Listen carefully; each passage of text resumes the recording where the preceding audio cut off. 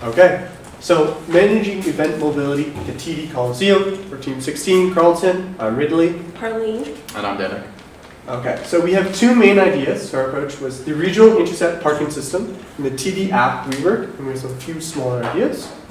So first, I made a little map. This is just showing the attendance distribution for the TD Coliseum events, the cities and the areas. Toronto is the biggest, second Hamilton, and then Western, Southern, and Northern. As you can see, but most people are probably taking their vehicles, maybe some by GO train, but most will be by vehicles. So the regional intercept parking system, so we propose a partnership with McMaster University, Mohawk College, and/or Redeemer University. So instead of concentrating thousands of vehicles within the down floor, we want to redirect them to the outside of downtown.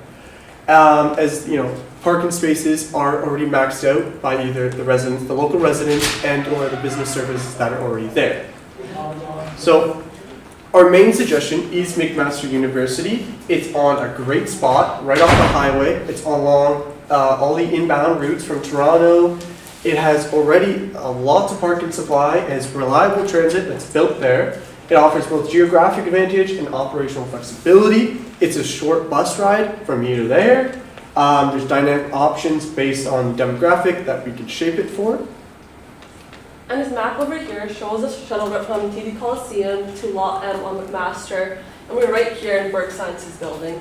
So we'll have shuttles running along the route over here every 10 to 15 intervals from Lot M to TD Coliseum. And over here you can see Mohawk College and Redeemer University on this inset map right here. Those ones are harder to get to just because Mohawk College is geographically challenged because it is on the escarpment, and Redeemer University is in the southwest.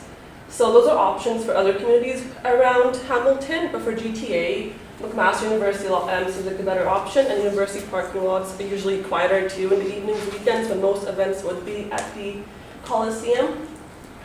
And getting to the event at TD Coliseum, usually event goers go staggeredly. So, you get to the event slowly, everyone has their own priorities, and when the event ends, the event ends at the same time, so you can have buses queue along the line over there and lead visitors back to McMaster.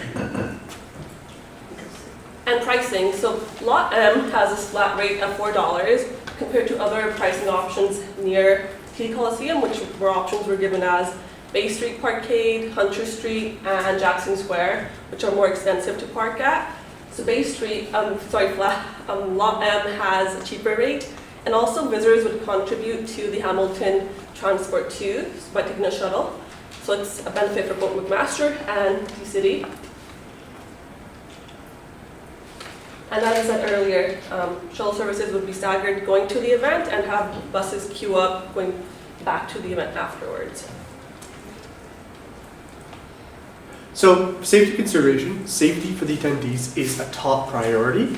So as you are crossing the King Street and the Main Street, two huge streets, we highly recommend increasing the police presence there to help with the attendees' traffic and the movement of them from the shuttle stops to the TD and then back again. Yeah, and the second part of this is the TD app rework of the TD Coliseum. Currently, as it stands, it has an integrated map where it has a static layer showing you everything from the concession stands and the overall layout with the gates. But as it stands right now, currently what happens is a lot of visitors that come to TD Coliseum tend to go for these front three gates and ends up having these long queues and congestion at the front. So our idea is to improve on it, and for that, we're looking to create a GIS integrated venue map as well. So for that, the idea we have behind this is to create a integrated interactive map that will look to optimize the foot traffic from the gates to your selected seating based on your ticket and your seating selection. And so far, this is what we have. So, sorry. No. So here it is. Right now we have just a standard foot layout of the TD Coliseum. This is based on the second floor layout, and here we have the entrances from the east side, north side, and a little bit from the east side. And this is kind of like what it looks like as of now, where it has the seating layouts, the entrances, the VIP entrances, and all the confectionery stands as well. But our idea would fall upon having a kind of something like this, where it'd be a optimized layout. Kind of you go on, look at the app, and it show you from where you are, from the direction you're entering from. It'd say, hey, you're at seat 117. You're going to look to get through the eastmost gates, and this is the optimized footpath from going to where you are now to your seat selection. And from there, you can look upon having also different amenities as well. So saying from, let's say, if you're going from seat 121 and you want to go to a confectionery stand up at the front, you would go from your seat there up to the left and then go down from there. And this is kind of showing off the 15 shortest pathways from these gates to your seating. And from here you can see that our shortest pathways, we're looking at around 36 meters to an utmost of 44.5. And another use for the TD app rework that we could look to improve on would be the use of push notifications. So as of now, we could look at having operations staff that can use to communicate live updates such as gate openings and closures, queue conditions, looking at alternative entrances if those main entrances do get clogged up, looking to emergency safety notifications and or maintenance and service issues and delays that happen in the event of.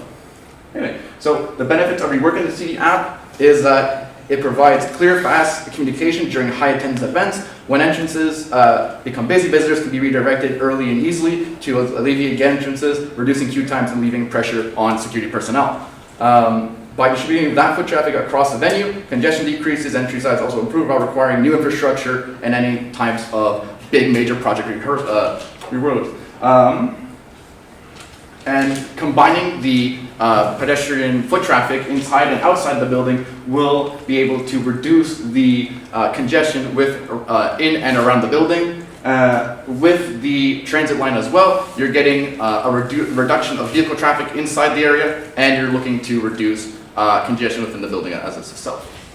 And signage. There could be more signage added, more maps added to the exterior of the building too. And those maps will direct visitors to the other gates around the TD Coliseum instead of gates 1, 2, and 3, which already gets much traffic. So adding more signage just make the flow of traffic better, and also give space for citizens walking by, accessing other services in downtown core, and adding more signs inside the interior arena too, so where your sections are and everything too. Okay, so this proposal is designed with both short-term and long-term. The regional intercept parking acts as a flexible day event. That'll be your short-term strategy to help with congestion downtown. And the long-term solutions will be the TD app that can be continuously improved by user guidance over time. Yes. Thank you. Any questions?